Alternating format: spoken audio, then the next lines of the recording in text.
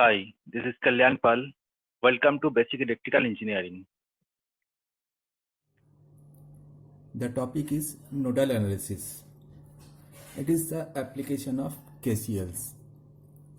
Here we will consider the node voltages with respect to the ground. So the nodal analysis is also called as the node voltage method.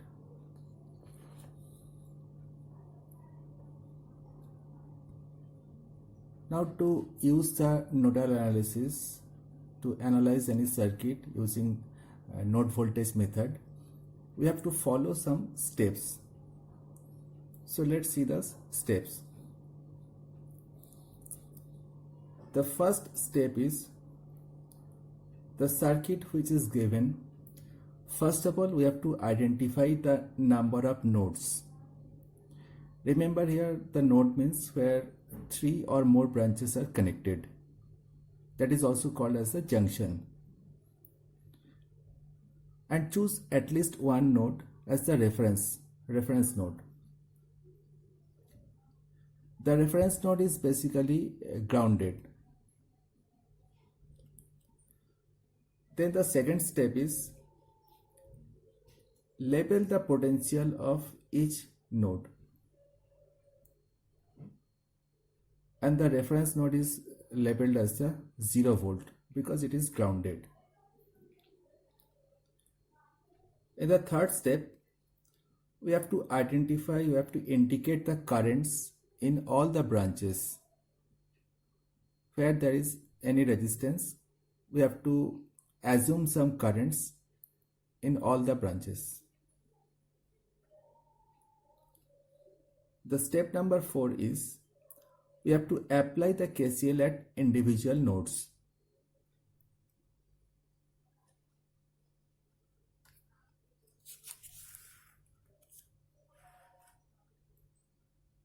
So you have to apply the KCL at individual nodes. The fifth step, it is a very important step. Here we have to replace all the currents by the potential difference and the resistance of the branch. That can be done by using the Ohm's law.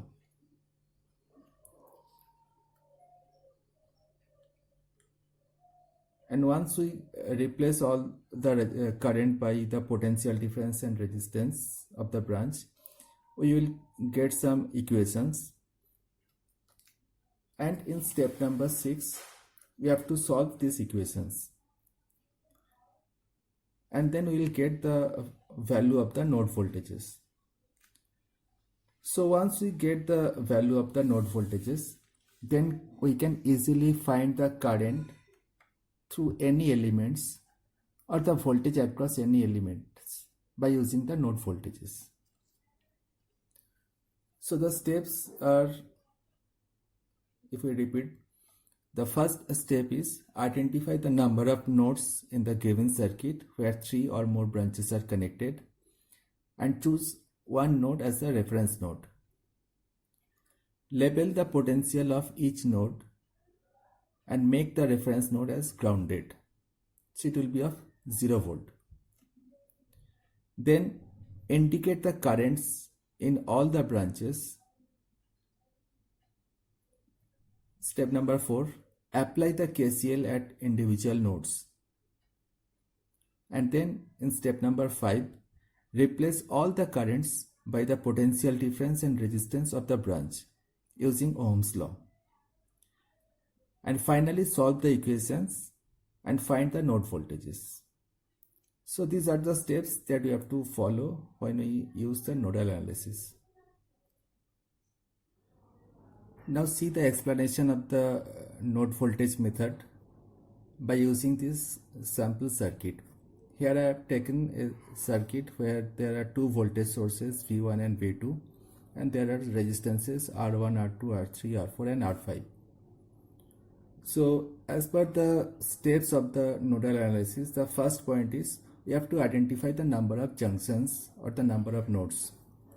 So here it is node number, let's say A, and it is B. There is another node here it is considered as C. The second point is we have to assume the potential of individual node. So let's say the potential of this point is VA, potential of this point is VB, and this is the reference node and it has to be grounded, so it will be of zero potential, 0 volt. The next step was we have to assume the current in individual branch. So let's say the current in R1 is I1, R2 is I2, it is I3, I4 and I5. Remember, here we can take the direction of the current initially in any direction. So it is up to us what will be the direction of the current. We can choose any direction. The next step was apply the KCL in individual nodes. So apply the KCL at node A. So we know that the total incoming current will be equal to the total outgoing current. So I1 is equal to I2 plus I3. And similarly, the KCL at node B, it will be I3 equal to I4 plus I5.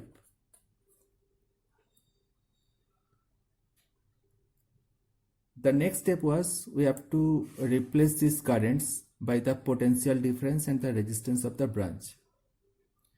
So you can see that the R1 is connected between these two nodes, where this point is directly connected with the voltage source V1.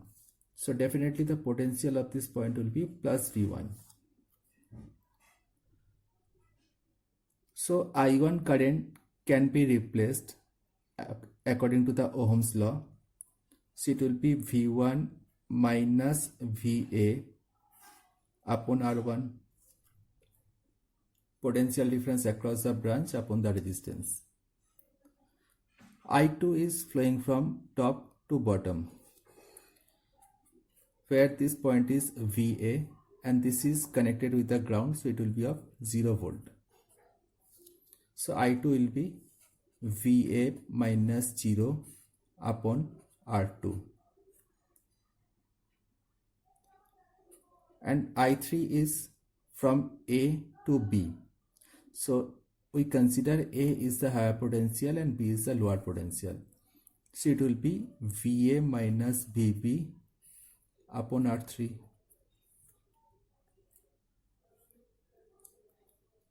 Consider it as equation number 1.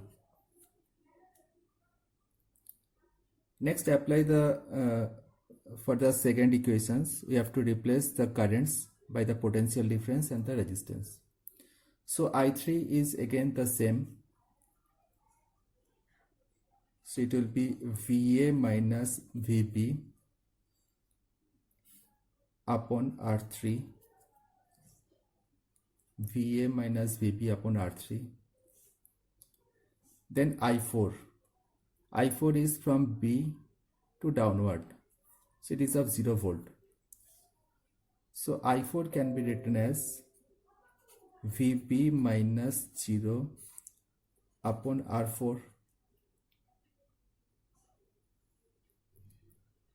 For I5, this point is VB and this point is connected with the positive terminal of the V2. So the potential of this point will be V2.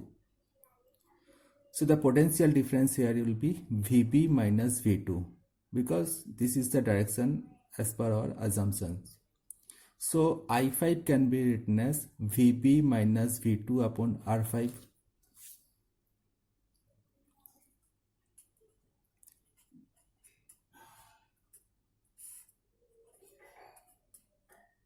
Let's say equation number 2.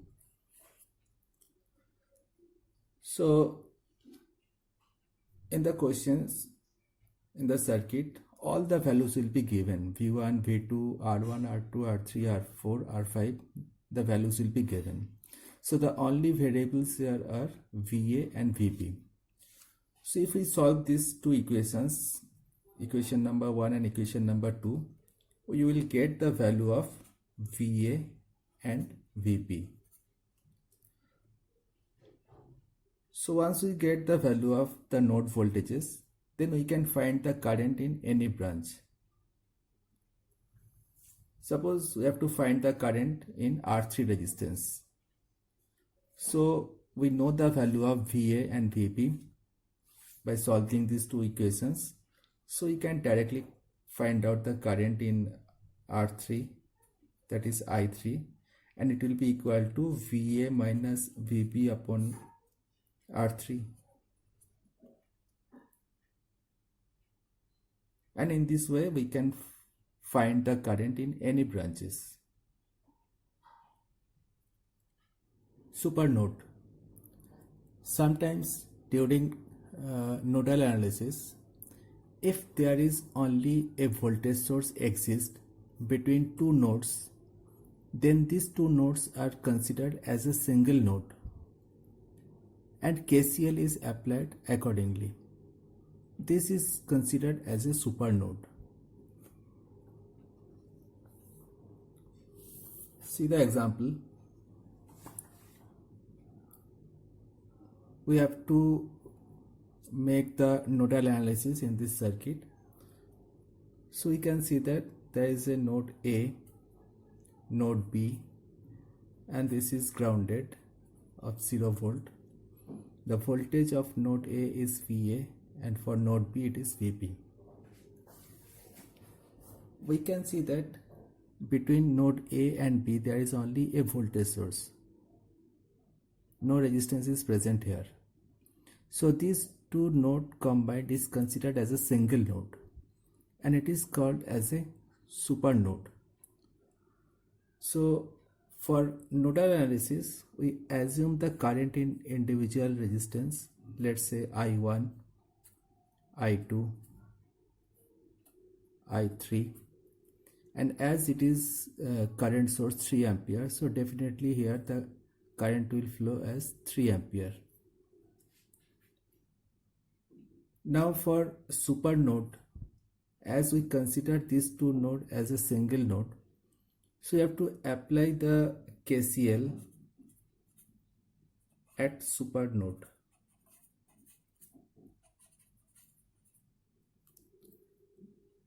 So it will be the total incoming current at node A plus node B and total outgoing current from node A and node B.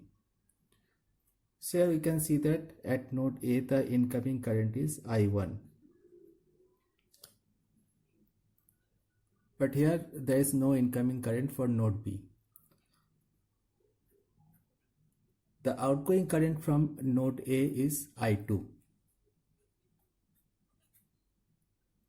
The outgoing current from node B is I3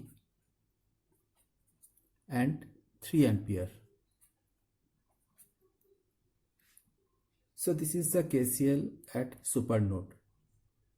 After we replace the current in terms of the potential difference and the resistance of the branches, it can be written as 24 minus VA upon 2. I2 is VA minus 0 upon 6. I3 is VB minus 0 upon 8 plus 3. So this is equation number 1. The second equation will come from this supernode. Here we can see that it is the positive terminal and it is the negative terminal. So the difference between node A and node B is 4 volt. Therefore we can write VA minus VB is equal to 4. Equation number 2. And if we solve this equation number 1 and equation number 2, then we can find the value of VA and VP. So this is the concept of the supernode.